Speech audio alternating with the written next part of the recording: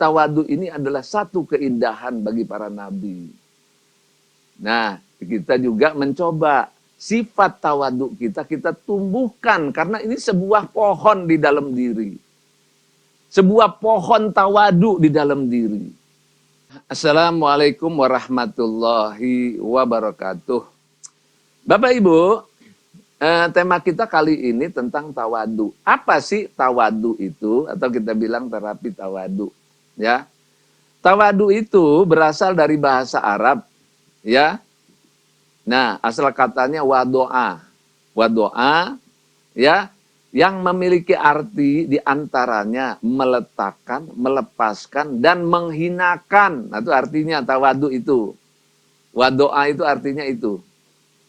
Ya, dalam lisanul Arab, wadoa lawan katanya adalah rofa'a atau mengangkat. Jadi kalau orang itu tawadu, orang itu menghinakan dirinya. Nah, karena itu kalau disimpulkan, tawadu itu adalah meletakkan diri. Nah, meletakkan diri pada posisi seorang hamba. Nah, jadi menghinakan diri di hadapan Tuhan. Ya, menghinakan diri di hadapan Tuhan sebagai seorang hamba. Apa yang dilepaskan? Melepaskan diri dari semua keangkuhan. Di hadapan Allah nggak boleh ada sedikit pun kesombongan, nggak boleh. Ya, nah melepaskan diri dari semua keangkuhan dan kesombongan. Menghinakan diri di hadapan kebenaran atau di hadapan Allah. Serta tidak mengangkat diri dengan keangkuhan. Nah, ini kira-kira beginilah. Jadi kalau orang yang tawadu itu orang yang rendah hati, orang yang jauh dari rasa sombong, orang yang benar-benar tawadu hatinya tuh rendah, menghinakan dirinya di hadapan Tuhannya. Nah, ini tawadu begini. Ya, atau menempatkan dirinya. Ya, jadi orang-orang yang pandai menempatkan dirinya dengan siapa dia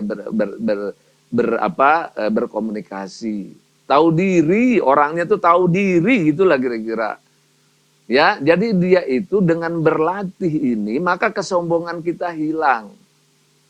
Ya, dengan berlatih ini, tawadu ini dilatih, jangan sampai kita sombong. Dilatih, nanti ada cara berlatihnya. Ya, nah ini tawadu. Nah, udah untuk lebih jauh, nah silahkan membuat benih tawadu. Nah, ini nanti Bapak Ibu belajar sendiri nih. Nah, saya mungkin nanti kalau penjelasan saya sudah cukup lengkap, saya akan bahas ini mungkin jangka panjang. Tapi Bapak Ibu sekarang coba aja belajar sama ustadznya. Nah, kalau saya suruh tuh, ayo belajar sama ustadz lain tapi bahasnya yang ini. Ya, udah ada tuh para ustadz, tinggal bahas aja tuh, tinggal jawab ustadznya. Bapak Ibu tinggal dengerin. Ya, Bapak Ibu tinggal dengerin. Atau sendiri, belajar sendiri. Ya, silahkan. Nah, ini berendahkan diri di hadapan Allah. Ya, kita menghinakan diri di hadapan Allah. Jauh dari rasa sombong. Nah, ini daripada tawadu. Nah, hari ini tawadu ini adalah satu keindahan bagi para nabi. Nah, kita juga mencoba sifat tawadu kita tumbuhkan, karena ini sebuah pohon di dalam diri. Sebuah pohon tawadu di dalam diri. Ya, seperti sebuah pohon. Kalimat yang baik tuh, kalimat yang baik tanam dalam diri. Ya. Nah, nanti ini kalimatnya ada, tawadu itu la haula wala quwata illa billah. Itu luar biasa manfaatnya. Nah, hari ini saya belum akan jelaskan apa manfaat membaca la haula itu. Mungkin saya belum akan jelaskan dulu. Ya, karena waktunya sempit. Ya, kita tinggal berapa menit. Nah, saya akan jelaskan ini aja, dan kemudian bagaimana kita melatih diri agar ini menjadi satu yang indah. Kita bisa menikmati hiburan yang terindah. Ya, hiburan jiwa, hiburan pikiran yang terindah dengan terapi tawadu. Ah, itu. Nah, jadi nanti kalau itu menjadi indah di dalam diri kita, itu berarti sudah subur pohonnya. Maka nanti sudah menjadi sifat kita tawadu. Nah inilah yang kita bentuk setiap hari. Apa intinya tawadu itu di hadapan Allah? Nah ini, ya intinya apa tawadu itu di hadapan Allah? Nah ini, menyadari bahwa Allah adalah Tuhan yang maha besar, yang memiliki peran penuh dan absolut dalam kehidupan di dunia dan di akhirat. Jadi kita itu mengakui peran Allah, ya, yang maha besar pada diri kita, pada alam semesta, pada dunia. Bahkan perannya itu absolut, sehingga kita ini nggak ada apa-apanya di hadapan Allah, tuh nggak ada. Makhluk tuh nggak ada apa-apanya di hadapan Allah. Ya, ini yang pertama. Yang kedua, menyadari bahwa semua makhluk tidak memiliki kekuatan apa-apa di hadapan Allah, ya. Di hadapan Allah kita ini nggak ada apa-apanya. Nah itu terbiasa tuh kita lakukan. Sehingga kesombongan kepada Allah tuh nggak ada lagi. Nah yang ketiga, menyadari ketidakberdayaan diri di hadapan Allah. Maka kita harus berendah diri, tunduk, dan berkhidmat kepada Allah Ta'ala. Nah ini saya jelaskan cuman di sini saja, ya kita lanjutkan. Nanti kita akan ulang mungkin di kapan lagi, kita perdalam lagi. Tapi sementara ini aja dulu.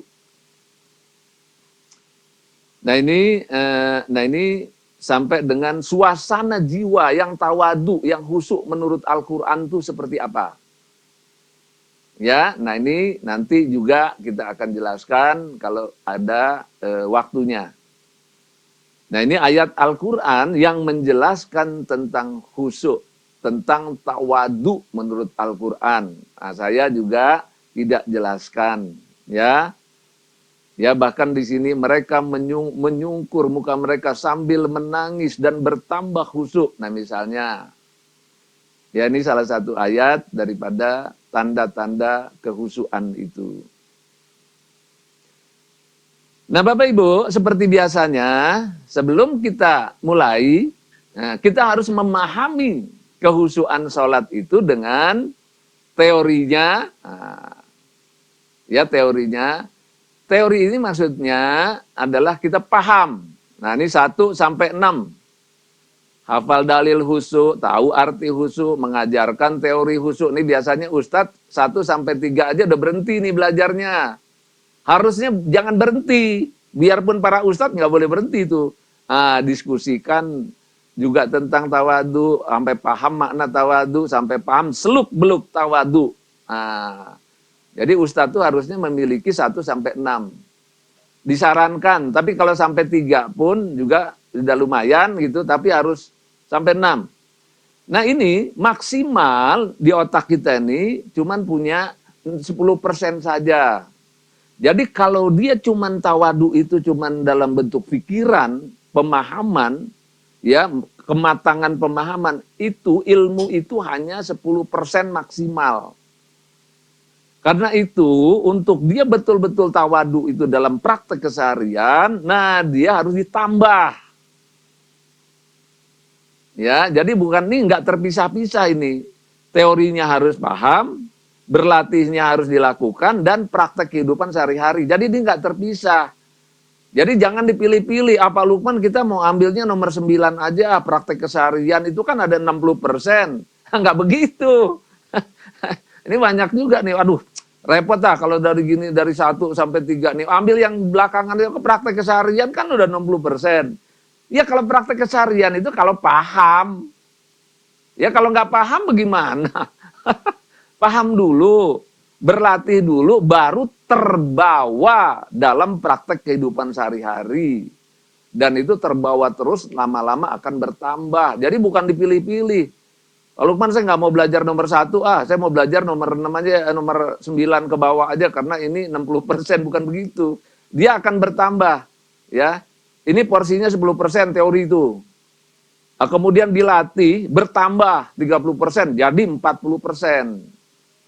Kemudian dipraktekkan dalam kehidupan sehari-hari, bertambah lagi 60%. Nah, jadi 100%. Nah, itu maksudnya. Jadi nanti di akhir hayat, ya di akhir hayat, nah sifat dan watak tawadu kita tuh sudah 100%. Nah, inilah yang disebut dengan husnul khotimah. Ya. Nih, sampai nomor 10 dengan ujian-ujian tentunya kehidupan tuh banyak ujiannya. Nah, sampai husnul khotimah. Nah, ini maksudnya begini, jangan pilih-pilih. Ya mau pilih mau yang gedenya doang nggak bisa. Ya. Nah, ini Bapak Ibu. Sekarang kita praktekkan 3T-nya dengan terapi tawadu. Nah, ya. Seperti biasa, Bapak Ibu, kita praktekkan latihan. Ya. Latihan itu namanya riyadoh. Kalau bahasa Arabnya, berlatih. Riyadoh, berlatih. Nah, itu maksudnya riyadoh itu. Karena di masyarakat ini aneh kadang-kadang. Pak Lukman kalau istilahnya berlatih, saya nggak mau. Nggak mau dia. Tapi kalau riyadoh gimana? Mau. Tuh, gitu. Kenapa? Karena riyadoh itu ada bahasa Arabnya. Tapi kalau berlatih nih saya ragu nih. Oh ya udah riyadoh aja deh gitu. Jadi begitu riyadoh dia langsung mau. Nah ini pengalaman saya begini nih. Jadi lapangan itu barangnya sama, tapi nggak ada istilah Arabnya, kemasannya Arabnya gitu, nggak mau dia. Nah, nggak mau. Oh saya bilang kalau berlatih itu riyadoh. Riyadoh bahasa Arabnya, oh iya, oh itu, mau saya gitu. Jadi di masyarakatnya lucu. Nah makanya di sini saya kasih tahu, istilah tawadu itu kan rendah hati, rendah diri di hadapan Allah. Ini juga kan tawadu bahasa Arab tuh. Ya rendah hati, rendah diri itu bahasa Indonesianya. Nah, berlatih bahasa Indonesianya, bahasa Arabnya riyadoh. Gitu tuh. Jadi ibu-ibu mesti paham juga nih. Jadi sifat orang Indonesia tuh kayak gitu. Ya. Sekarang kita riyadoh, kita berlatih menanam, menanam. Kan menanam pohon. Nama pohonnya apa? Pohon tawadu. Nah, pohon terapi tawadu.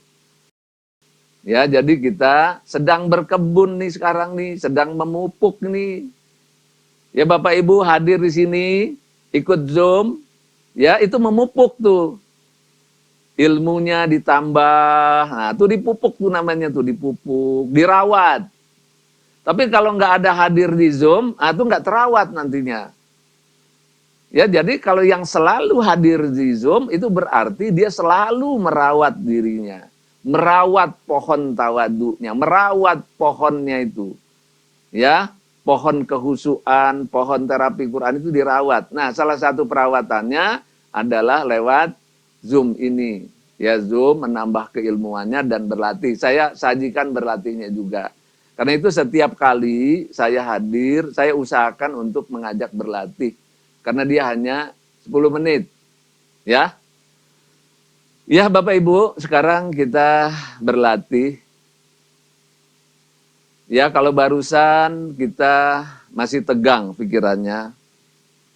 Ya, tegang pikirannya itu namanya gelombangnya beta.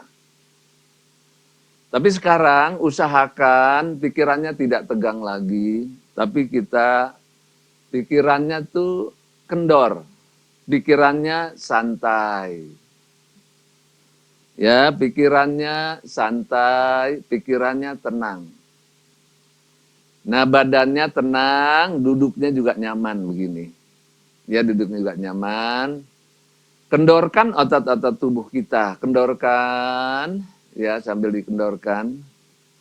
Di sini otot bahu dikendorkan, otot perut dikendorkan. Terus otot perut bagian bawah, yang otot perut bagian bawah itu sumber energi sebetulnya sana. Sumber tenaga dalam, tenaga batin. Nah, jadi juga harus kita rasakan ya, kita kendorkan dan kita merasakan diri kita. Sehingga pikiran kita nggak terlalu tegang. Ya, bahkan tidak boleh tegang, sama sekali tidak boleh. Nah, untuk mempercepat prosesnya itu, kita tarik nafas. Ya, kita tarik nafas perlahan-lahan. Hembuskan perlahan-lahan. Tarik nafas perlahan-lahan. Hembuskan perlahan-lahan. Tarik nafas perlahan-lahan. Hembuskan perlahan-lahan. Nah, itu seperti itu. Ya, tarik nafas. Nah, tarik nafas dan hembuskan ini tidak ada hadisnya. Ya. Ini anjuran para dokter dan para psikolog ahli jiwa.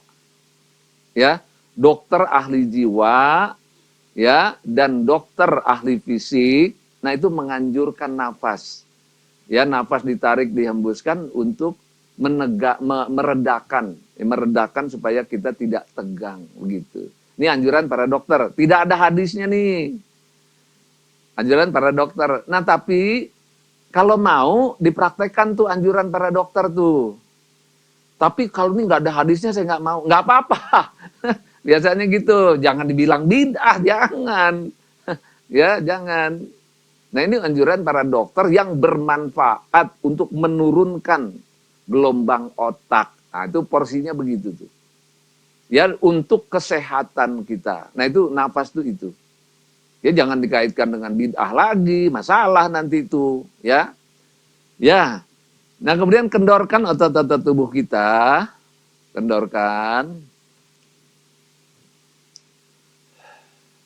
Ya, tenangkan pikiran kita. Dengarkan instruksi saya. Bapak Ibu, saya pandu untuk menenangkan pikiran. Tenangkan pikiran kita. Tenangkan perasaan kita. Tenangkan hati kita. Tenangkan anggota tubuh kita.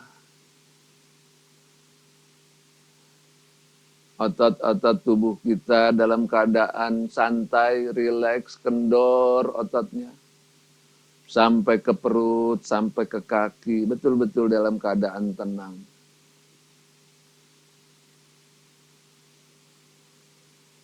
Sebut nama Allah dalam hati kita, Allah. Dengan penuh kesadaran. Dengan penuh keinsafan, dengan penuh keyakinan, ya Allah. Allah,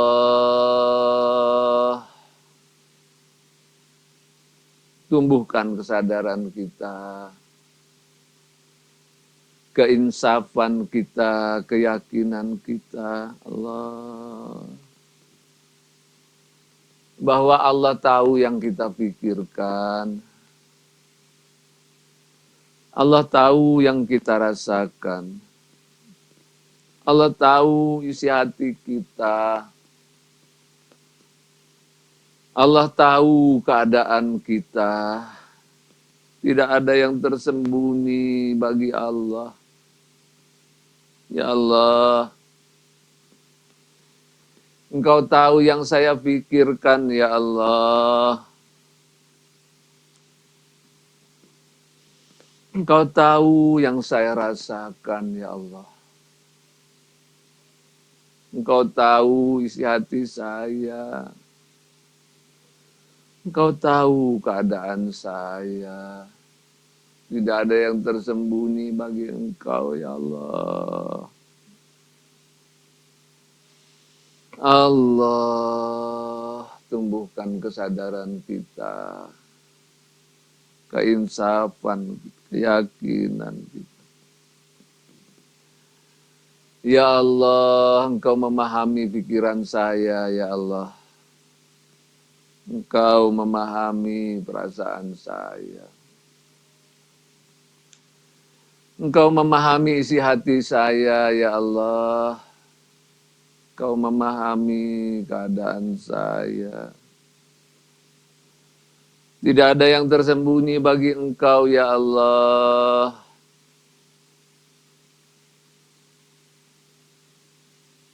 Ya Allah, saya mengakui Engkaulah Tuhan yang maha besar, ya Allah. Engkaulah Tuhan yang maha besar. Maha agung, maha mulia. Saya tidak ada apa-apanya di hadapan-Mu, ya Allah. Saya tidak ada apa-apanya di hadapan-Mu, ya Allah. Saya tidak memiliki kekuatan apa-apa tanpa bantuan-Mu, ya Allah. Saya tidak memiliki kemampuan apa-apa tanpa bantuan-Mu. Saya tidak memahami apa-apa tanpa bimbingan-Mu, ya Allah. Saya mengakui saya tak bisa memahami apa-apa tanpa bimbingan-Mu, ya Allah. La haula wa la quwwata illa billah.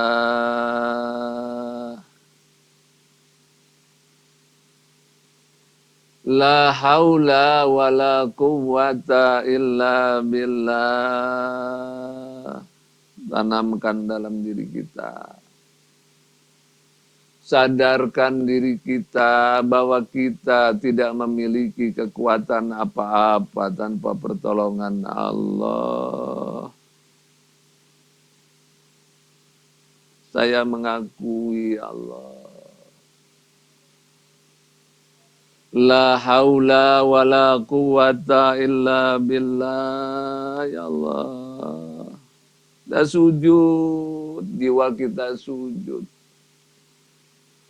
Jiwa kita sujud berendah diri, berendah serendah-rendahnya.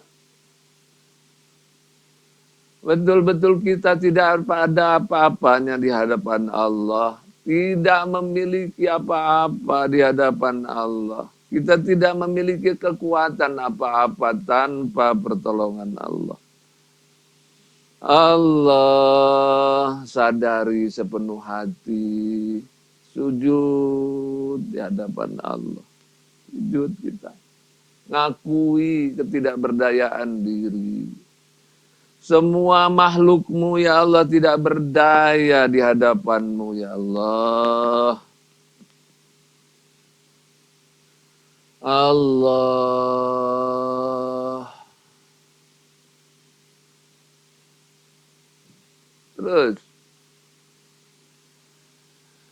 Terus jeritkan dalam hati kita, rendahkan hati kita, sujudkan diri kita, Allah. Sadar diri kita nggak punya apa-apa. Terus, la haula wa la quwwata illa billah. Terus.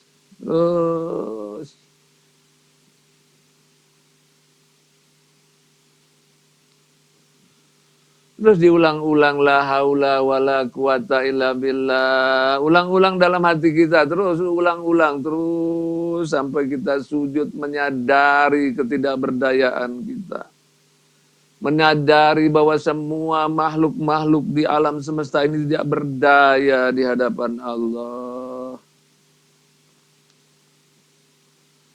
Allah. Terus sadari, ulang-ulang.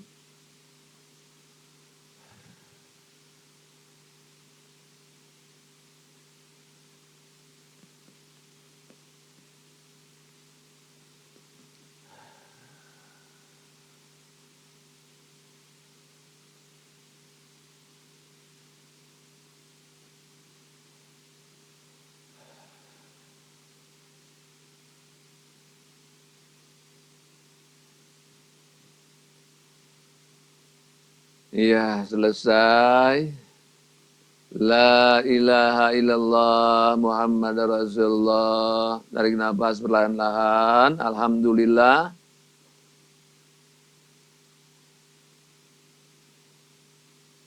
Hembuskan perlahan-lahan. Alhamdulillah. Tarik nafas perlahan-lahan. Alhamdulillah.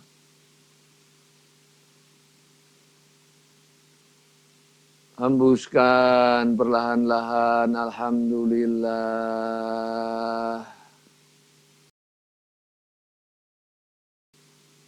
Tarik nafas perlahan-lahan, alhamdulillah. Hembuskan perlahan-lahan, alhamdulillahi rabbil alamin. Diusapnya ke seluruh tubuh, diusap. Rasulullah melakukan ini, ya.